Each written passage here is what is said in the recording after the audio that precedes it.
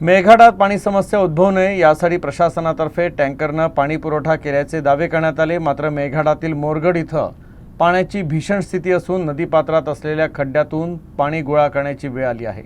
त्यामुळे शासनाच्या दाव्यावर प्रश्नचिन्ह निर्माण झालं असून याबाबत संताप व्यक्त होत आहे।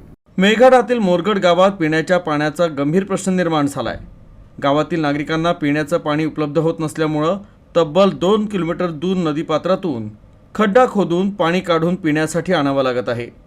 महिला, वृद्ध, लहान मुलं आणि नागरिकांना नाहक त्रास सहन करावा लागतोय आणि त्यांच्या आरोग्यावरही विपरीत परिणाम होण्याची शक्यता आहे। एकीकडे शासनातर्फे मेळघाटमध्ये पाणी पुरवठा करून पाणी समस्येवर मात केल्याचा दावा करण्यात आला होता। मात्र मोरगड येथील या भीषण वास्तवानं शासनाच्या दाव्यावर गंभीर प्रश्न निर्माण झालाय।